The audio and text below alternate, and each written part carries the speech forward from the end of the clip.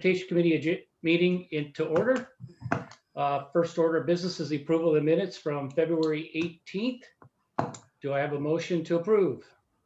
So moved. Seconded. So it passes, and let's move on to the 2022-2041 draft to the TIP plan. Brandon or Dan, I figure you're going to kick this off and take us through all the information, and we'll do comments afterwards. Yeah, we actually, Andrew's going to kind of walk us through. There's not really any earth-shattering changes, but I'll let Andrew kind of walk through that, and then we can respond to questions before we get into a couple of the other items. All right, sounds good. Take it away. Sure. Thanks, Brandon, and good afternoon, Mayor and council members. So yeah, we've got our annual transportation improvement plan like we do every year. This one is the 2022 through 2041 transportation improvement plan. And I gave everybody a one-page kind of summary of what the TIP is and the changes for this year, which, like Brandon said, are not too major. So a little bit of background for those who aren't familiar with the TIP. It's a prioritized list of 91 projects in our case. They're not financially constrained. So all the numbers that you see within there are just kind of rough order of magnitude numbers for projects. They don't necessarily translate right into the CIP budgets. It's just more to figure out what projects may cost in the long term. All the projects are derived from the CTP, or Comprehensive Transportation Plan, our 20-year long range plan, looking at policies, goals, strategies on future build out and existing conditions on how we improve those through time. It defines a manageable network of roadways as well as non-motorized facilities for pedestrian, bicycles, and transit, which all support the functioning of the city. The projects are included within the TIP based on the CTP engineering studies that we do, community input that we get throughout the years, as well as interagency collaboration, say with like Sound Transit, WashDOT, any of our utility partners, things like that. Why is the TIP important? There's quite a few reasons in here. One is it provides direction to staff in development of the 6-year CIP, or capital improvement plan, for the city. So a lot of the high priority TIP projects, I'd say probably the first 20 to 25 projects are ones that we really hone in on as far as finding funding for it, things like that. We use the TIP for interagency planning and coordination. So all our utility partners, as well as state agencies, get a copy of this so we can communicate who's impacting roadways or the right of way, and try to do things collaboratively instead of on top of each other. The TIP is also required by state law annually. It's reported to WashDOT and PSRC. And one of the biggest things the TIP does, it allows us to apply for grants both at the federal and state level. Whenever you fill out an application, even if it's with a state partner like TIB or the Transportation Improvement Board, they always want you to reference a project within a TIP. If it's not in there, then chances of them prioritizing that aren't great. As was mentioned, there's not too many changes for this next cycle in the TIP. Right now, we're more or less just trying to push projects out the door, get them under construction. The couple of changes we do have, priority 14, it's an update description. And all of that kind of adds within the description is a reference to the potential for the urban stream concept. Priority 15, the South 240th Street Improvement Segment 1, which is between the East City limits and 20th Avenue South. We updated the description to include the 2 travel lanes and 2-way left turn lane. I kind of had a little issue with that last round, so kind of cleaned that up a little bit. And then priority 48, the left turn pockets at the intersection of 16th Avenue South and South 240th Street. I would like to remove that. That's been completed in partnership with the frontage improvements from the Highline School District and the new Zenith Elementary School that's out there. All of that got completed. As we've gone through every year, the next step for the TIP is to have a public hearing, which includes a public comment period. And then after that, it will go to plan adoption and submittal to WashDOT and PSRC. And at this time, I'd like to open it up for questions, comments, revisions, anything that may be on your mind.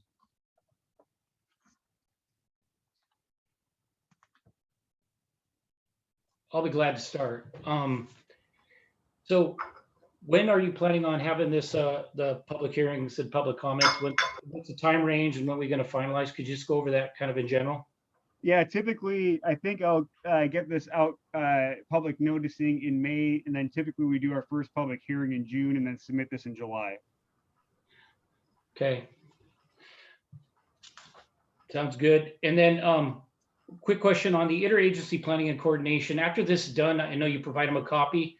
Do you also, I know you're regularly talking to them, but do you have kind of a formalized meeting with a lot of these agencies? I wouldn't say formalized meeting. We do a lot of informal work as we develop our capital improvement plans. So while we share the TIP, our CIP, when we go through the budgeting processes, all agencies, like say with the Highline Water District, for instance, we really have more formalized discussions on, what projects are being planned and is there potential for partnerships. For example, our 24th Avenue South Corridor project that we're working on now for transportation improvements, we're going to be working on an interlocal agreement with Highline Water District, and that all came about by identifying these needs within the TIP and CIPs. Okay. Andrew, if you're done with this, can you stop the screen share? Oh yeah, sorry about that. Hang on, Councilmember Harris. A couple more questions and I'll be done. No, I'm sorry. Go No, knock yourself I'll turn it out. over to you. One comment, I'm excited that the initiative 976 money is back in there. I know you guys had it, but it's on hold, so I appreciate you doing that.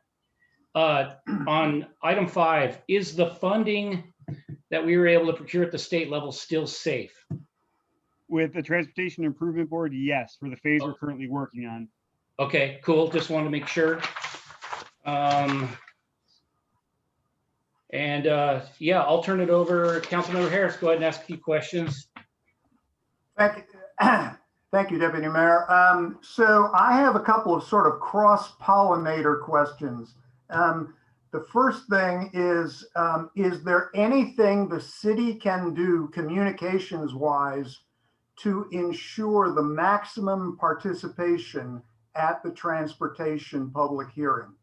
That is like one of the number one with a bullet things from the public is they want to weigh in on these different crosswalk things and so on. And I want to make sure that we're doing everything humanly possible to get them to show up for this. Sure. So yeah, so the public hearing is posted through the city clerk's office. They're notified of this document, which is usually posted on the website. And then throughout, a period of a month or 30 days, I'll receive phone calls and emails.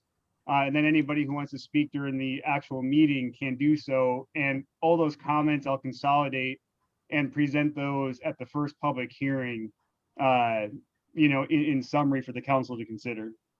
Okay, no, I know, I know. It sounds like you're doing a great job and everything. I'm just wondering if there's something with the communications department or printing or I don't know what, but it just seems like, people show up like in January to ask, to talk about 260th or some sort of thing. And they go, oh, wow, I'm 5 months too late. So if there's something more we can do, it's just, give it a think.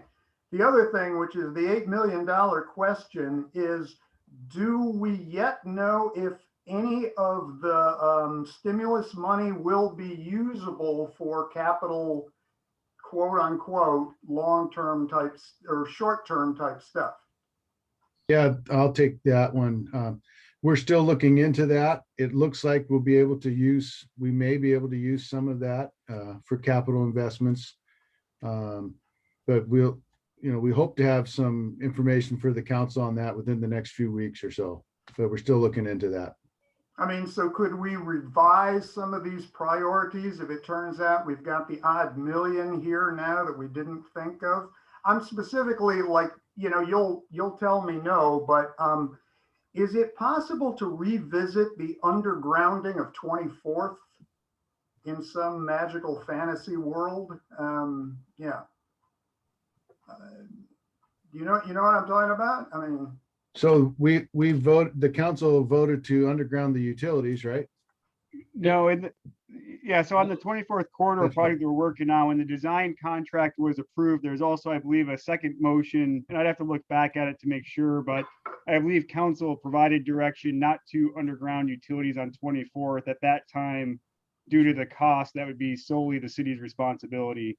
Is there always opportunity to underground? There is, depending on timeline. I think the hard part is once you get into a agreement with TIB, you don't want to delay schedules too much on when they're expected to reimburse the city for construction right away and design. So yeah, that's something we can look at as things start happening from the federal level, but it could be challenging with just the TIB timeline that we're on and how far we are into design currently. I get it. It's just that my reading of the stimulus thing is that it's supposed to be like short-term stuff. And it just dawned on me, okay, maybe this is a short-term kind of a thing that would, be more in alignment with the city's future plans for, keeping things undergrounded. So just throwing it out there. Councilmember Harris, that's a good observation. I know we just came off another meeting before this where we were targeting what projects would likely be the best candidates, i.e. maybe a second phase of the bulkhead, the Van Gas construction project, things like that. But this one, we're sort of already past some critical decision points in 24th, at least, that would be really difficult to unwind, say, down the road. Darn. Thank you. Yeah, but you did bring up a good point. With that money, it's like, obviously it sounds like you guys are already discussing it, and we'll be interested in hearing in a future committee meeting about what you're recommending that we might be able to move up in priority or time frame that coincides with some of the other things we're doing. So that'll be exciting to hear.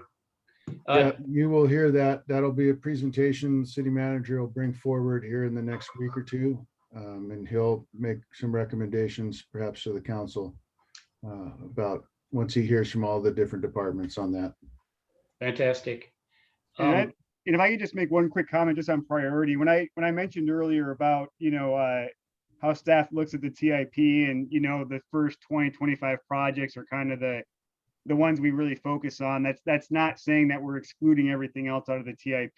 For example, that priority 48, we were able to take care of and identify. So while we do, keep track of the 91 projects, the top ones usually will have some tangible grant or some tangible partnership that we can develop through time.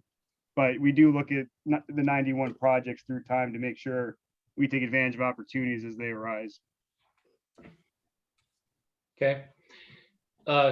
Mayor, did you have any comments or questions? Not at this time, thank you. I'm sorry? Not at this time, thank you. Yeah. Councilmember Harris, did you have any more before we move on? This is something you've already thought of, I'm sure, but let's say we did get some stimulus money. Are there any grants that are matching that we have not taken advantage of, or things like that, where all of a sudden we've got this spare mill handy? I'm just trying to get an idea of what's possible. Typically, if there's a grant that's out there, we're going after it. So we could certainly leverage the federal money against those kinds of grants that we already have, or perhaps pursue other projects. It definitely opens up some possibilities for us. Okay, I know I'm being vague. I don't know what I don't know. So I'm just trying to, sort of.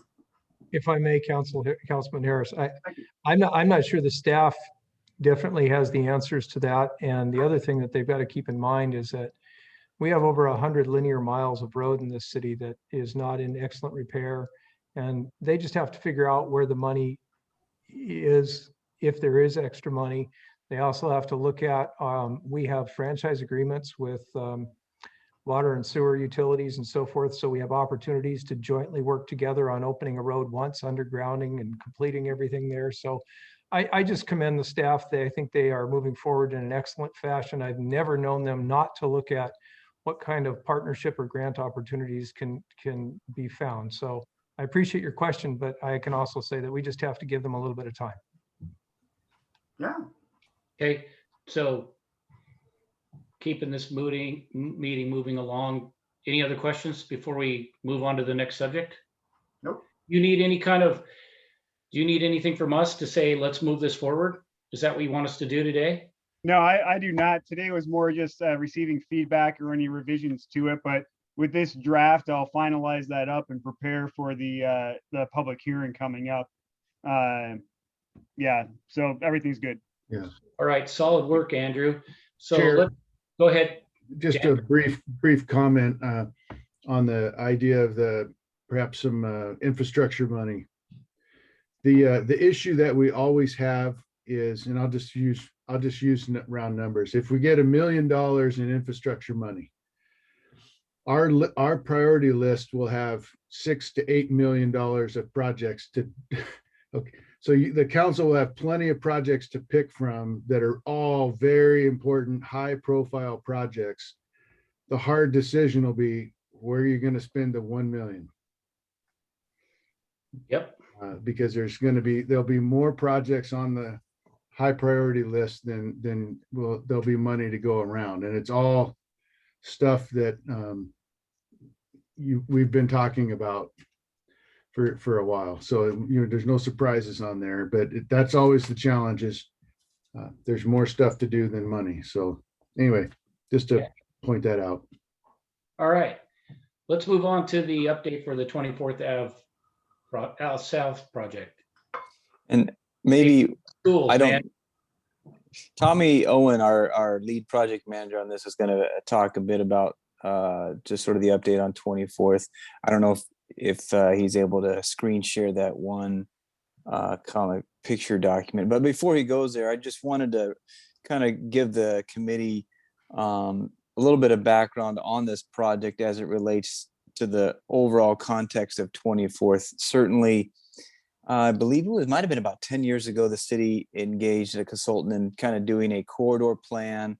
And the bottom line is, especially south of 216th, we're making purposeful efforts to try to change the character of 24th. It's definitely different north of 216th, where that's 5 lanes built for trucks, so to speak, and whatnot. But as you progress south of 216th, you encounter several churches, 2 schools, a daycare, and direct residential lot access. So the character of 24th is much different. And we're in this design of 24th, you'll see elements where we're trying to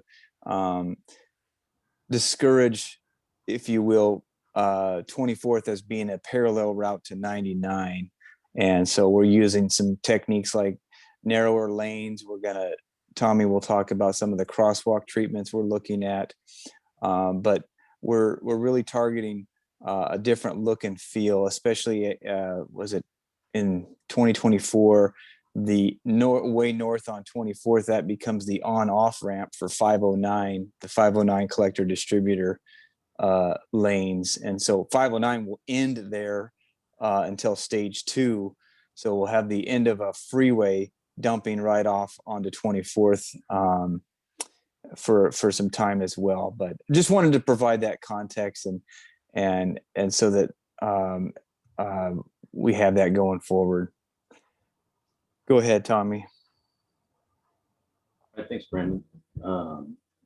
Maybe Kai we've got a quick presentation. Maybe Kai can share his screen.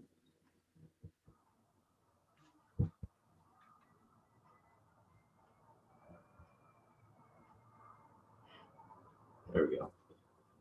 Okay, so yeah, as Brandon said, Tommy Owen of Engineering Services. Today we wanted to give a quick update on the progress of the 24th Avenue Improvements Project. We've got a quick presentation, so with that, I will turn it over to Kai for a few slides.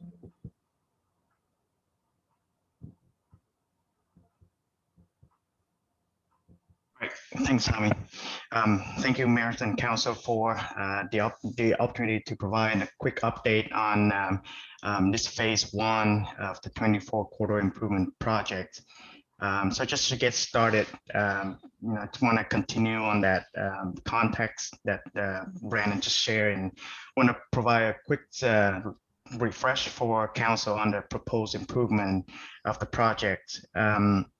So the construction of this project will go from South to 23rd Street to Candy Morris Road, and the project will widen 24 Avenue South to provide a two-way left-turn lane, but at the same time, we will also narrow the lane width to provide some sort of traffic calming as well. And this project will also provide new sidewalks and bike lane along both sides of 24, together with new storm drainage system, enhanced pedestrian crossing, and additional illumination for the roadway.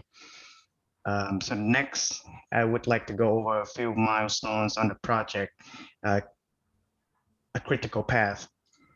So we just finished the 30% preliminary design plan, and with the details from the preliminary design plan, we currently working with franchise utilities to identify all potential conflicts between their existing facility and the project proposed improvement on 24.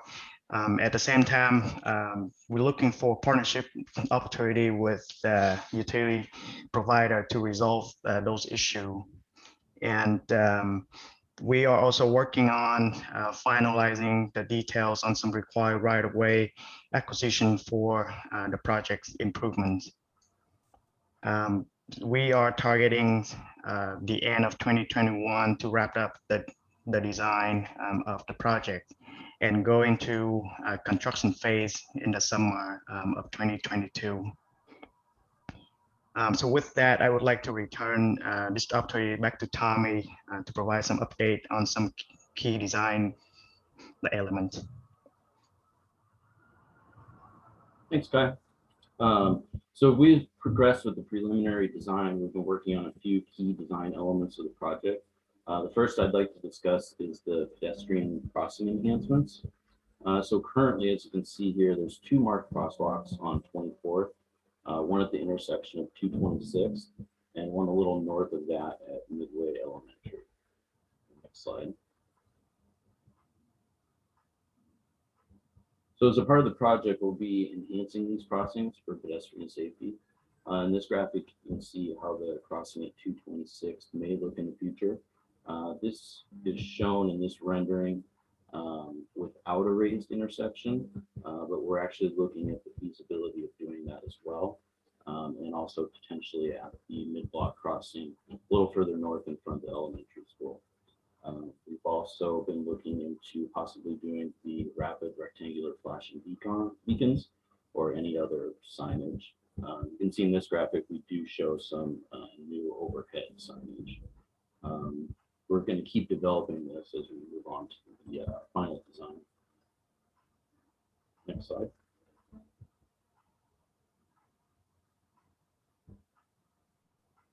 So the next design element that I want to discuss is the street lighting.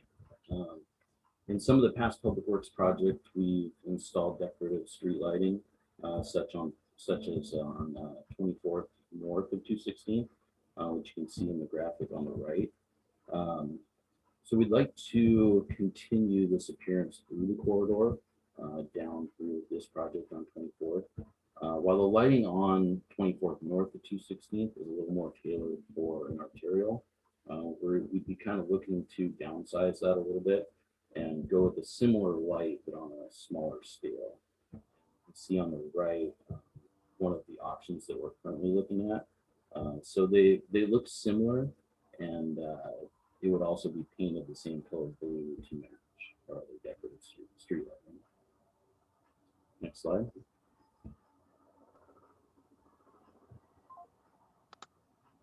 So going back to this graphic, this time I'd like to kind of focus on the street lighting and the utility poles that are shown. So as we mentioned earlier in the meeting, This project did not include any utility undergrounding.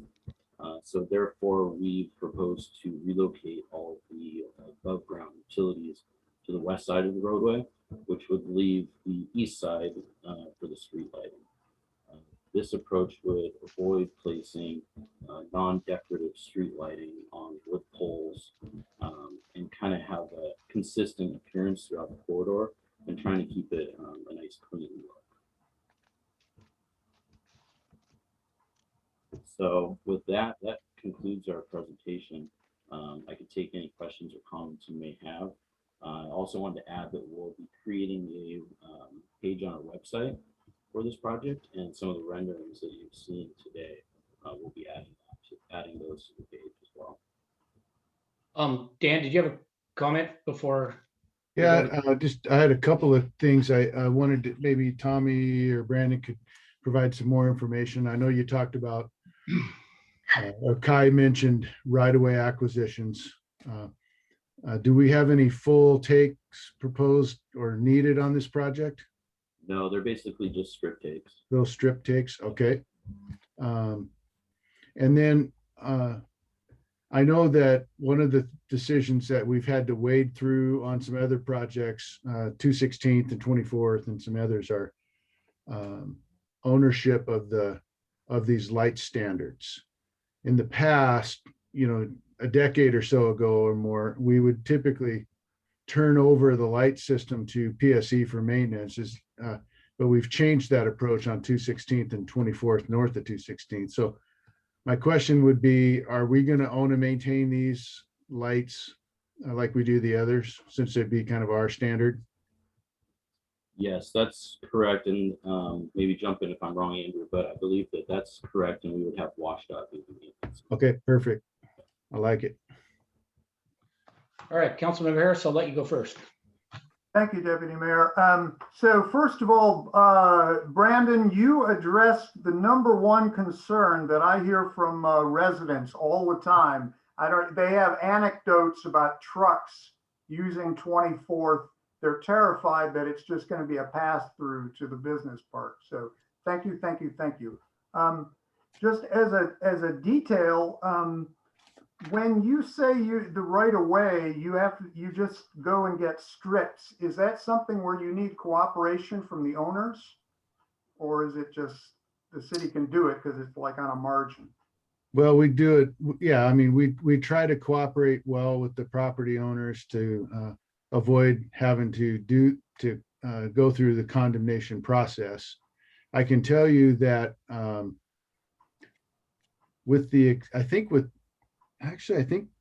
think in the last 15 to 20 years, we have been pretty successful. I don't know that we've gone to condemnation, actual court proceedings on acquiring property for our road projects. So that just shows how well our team and our consultants work with the property owners to try to avoid adverse takes. But sometimes that is necessary. I know when we did the Pacific Highway South project, we had to condemn a number of properties in that way. So hopefully on this project, we'll be able to negotiate those takes with them. But usually it's kind of non-controversial for something minor like this. I mean, it's okay. All right. So moving on, I'm really happy to see that, it looks like there's an attempt to have what I call the user interface look similar to 216th. And I just want to applaud that. I think the entire city should adopt a consistent, and not just the light poles, but just down to accents on the street, on the sidewalks and whatever, anything you can do to make it consistent with 216th.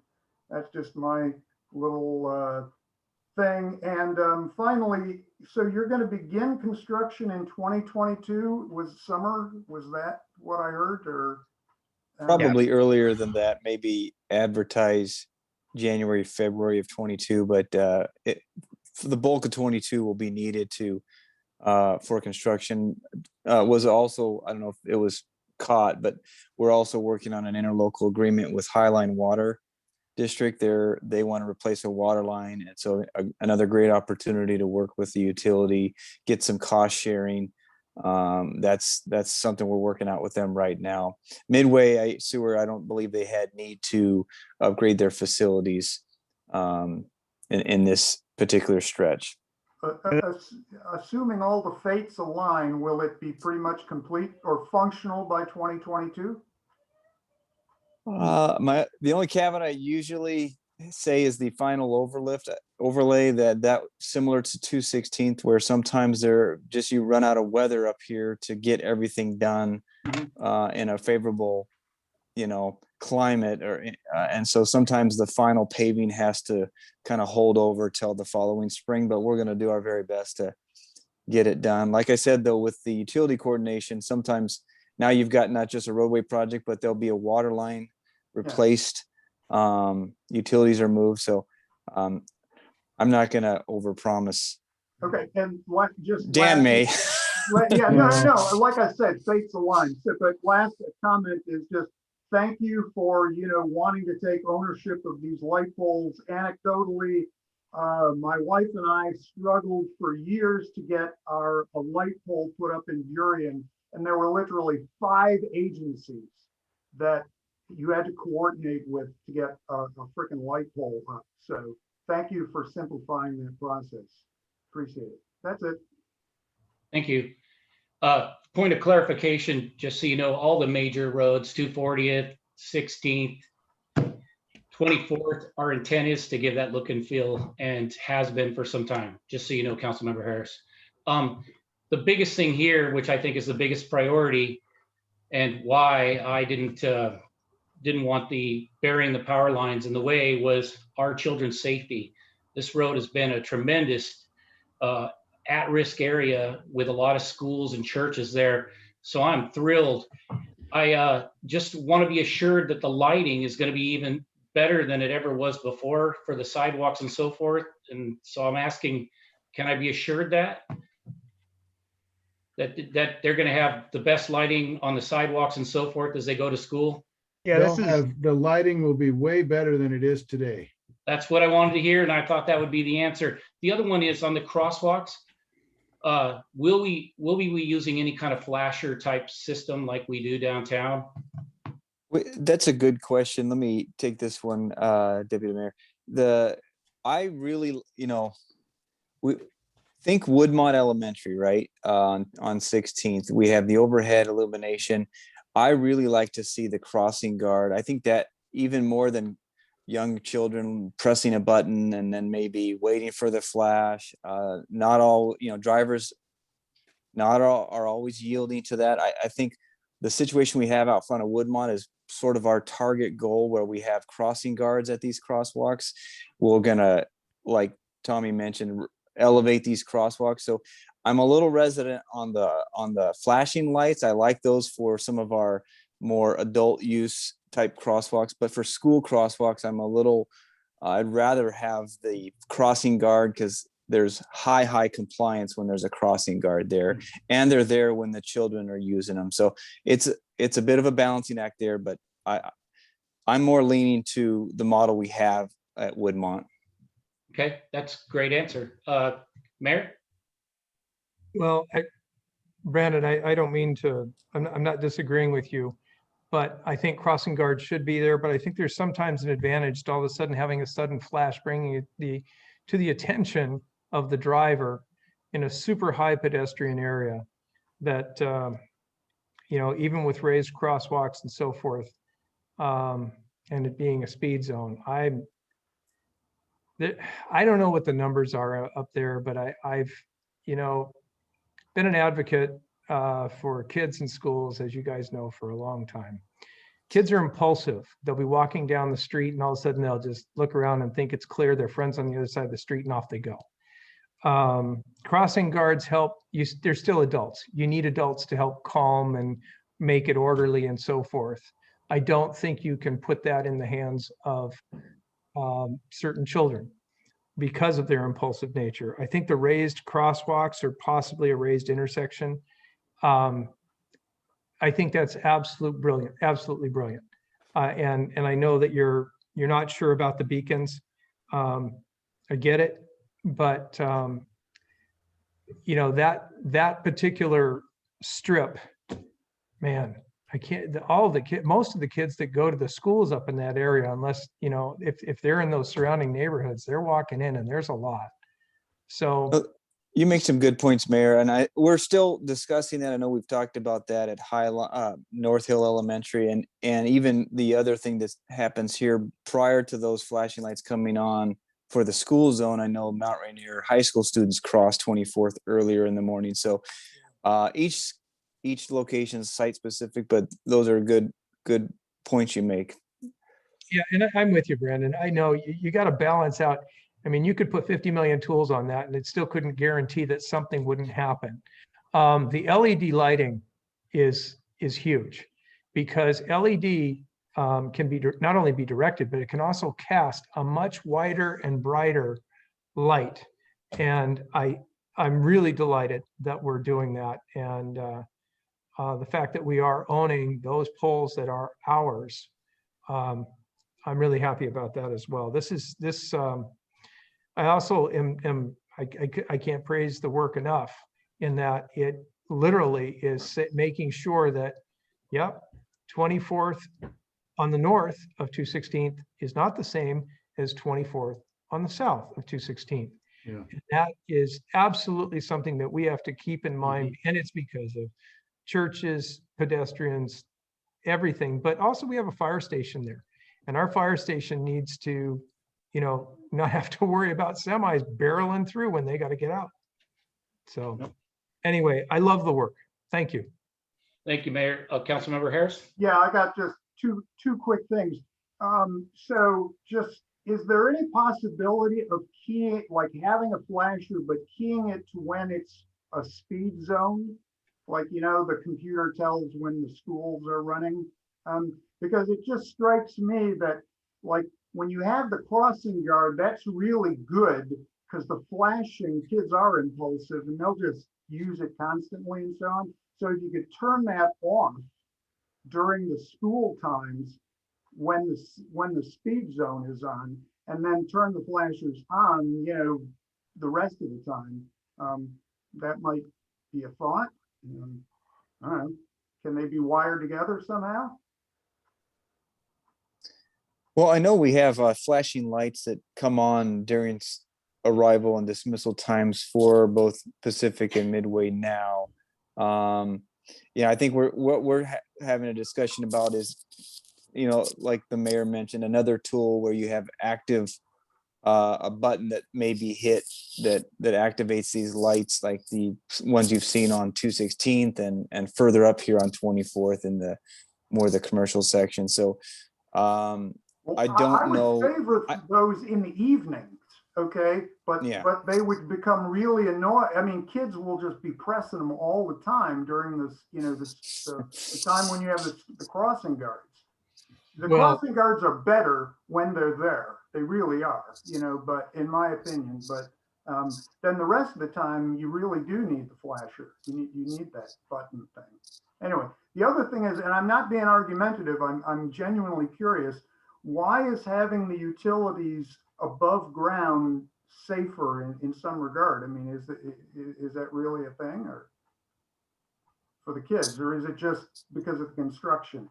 Well, I mean, I can answer that from a position of why we decided on council, is that our children's safety was worth more than an aesthetic burying the power lines underneath for a couple additional $1 billion out of our own pocket. I mean, are you saying that the undergrounded lines are less safe somehow? Or? I don't think that's the statement that's been made. I think what Councilmember Harris is asking about is, he's saying, is undergrounding wires less safe than overhead wires? And I don't think that had anything to do with it. Yeah, it had everything to do with just the sheer cost and us being able to do more to make a safer environment. Again, I'm not arguing. I'm just trying to learn as I go, and the boat's already sailed. So thank you.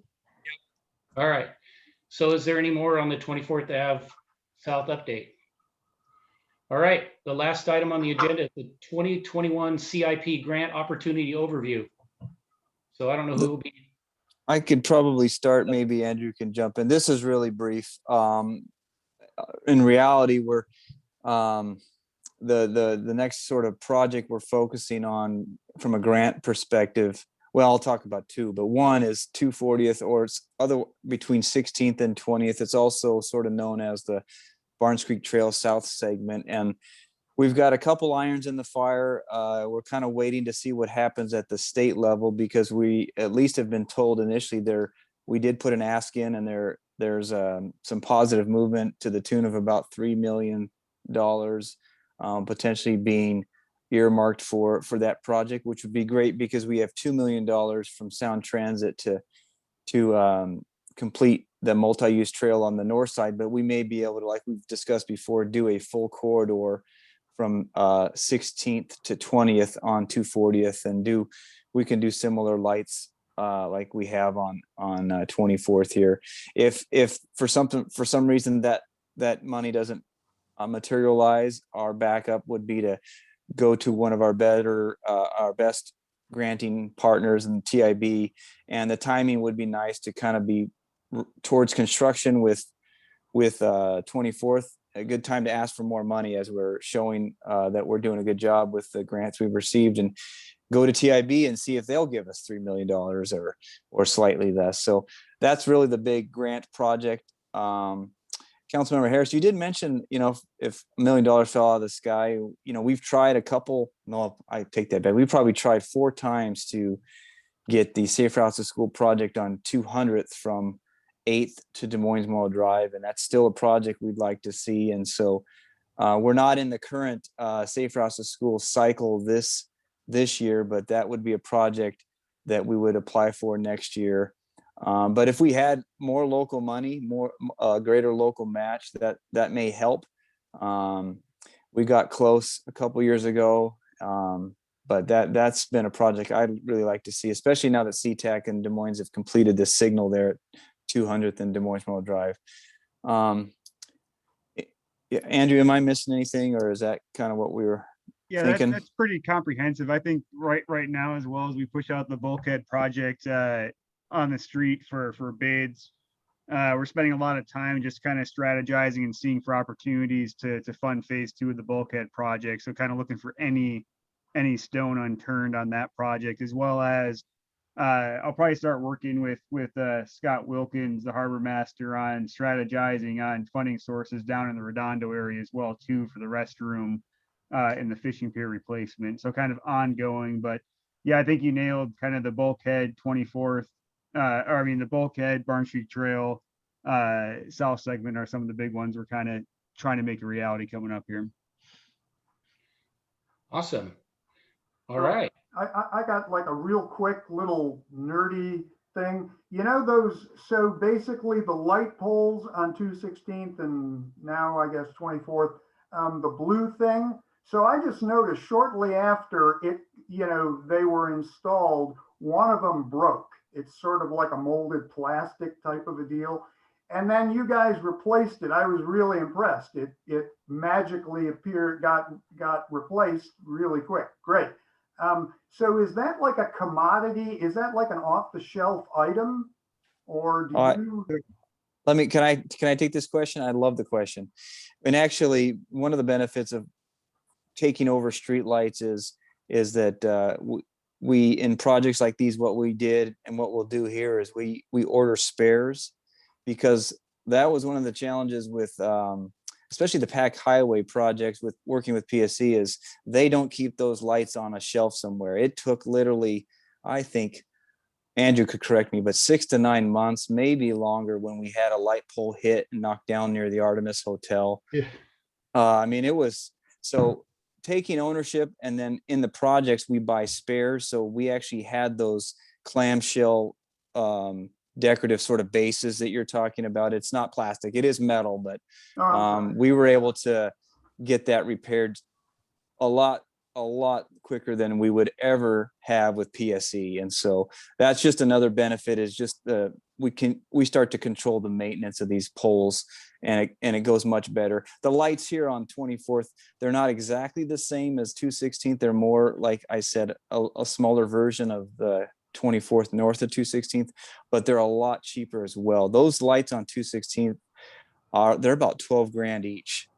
These are, and so they're expensive to replace if we have to, but. Okay, so that's my follow-up. 15 years from now, they start to corrode or crack or whatever, okay? Do we own the drawings, the necessary stuff to go and have them fabbed out? Or would we have to like put in a different design? No, we own the drawings, and I think like we had to twist PSE's arm to repaint the ones on Pack Highway, but they will probably need a repainting, repowdering in a decade and a half or so. But I hope they last longer than that. The metal. No. I was just wondering if they, it just, they look so nice. It would be great if they could be kept consistent, for the long term and not have to, how like you have stuff in your house and then a knob breaks and you have to get something that doesn't quite match. Yeah, it's just, not as cool. Okay, Yeah. thank you. Yeah. This is Kai here. If I can just chime in on Brandon's comments real quick. So part of the projects that what we're doing for the streetlight stuff is that we're working with the consultant to actually looking at products that actually on the shelf and could be easily pulled in the future, and they don't have to custom make them to lower the cost. So just a real quick comments on that. Cool. Fantastic. Thanks. All right. Well, Andrew, go ahead, Dan. Andrew, maybe Brandon, how did the signal turn on go at 24th and 208th? Has that been turned on? Yeah, so this is Andrew again. The 24-2A signal has been turned on. Did a great job. Kai did a great job managing that. Now we're just the final little touches. We're working on just the connectivity with the traffic cameras that we have set up there. But in general, everything's functioning and operational, and it's working great. Fantastic. All right. We're just at the end of our time. So do I have a motion to end this meeting? I just want to make sure that we have covered everything under item 4, the grant overview. Far as I could tell, they just did that. So Yeah, they did. I just want to make sure we're all of a sudden jumping off. Is the staff complete? Because if they are, I make the motion that we adjourn. Yes, we're complete on the grants. I'll bring more information up with CIP updates throughout future meetings. Okay, I just wanted to make sure that we had closed it. Sorry, Deputy Mayor, I nope. didn't get the sense it was a closed book yet. Better safe than sorry. So is there a motion to adjourn? Wait, I got one sort of transportation-y thing. Do we know the weekend yet where they're gonna do the tunnel under Tuesday, military and all of that? Is the date set? That's not a quick answer. Okay, then forget it. Let's Okay. adjourn. Summer. There's more to come on that though. Yeah. We don't know the date. We know the season. Yeah. Yeah. And you're talking it going under 216th, right? This summer. Yeah. Okay. All right. Do I have a right, so moved. motion to adjourn? So moved. Do I have a second? Okay, with that, we're out. Thank you for your time, staff. Thank Thank you. you, everyone. Nice Wonderful. job. Thank you.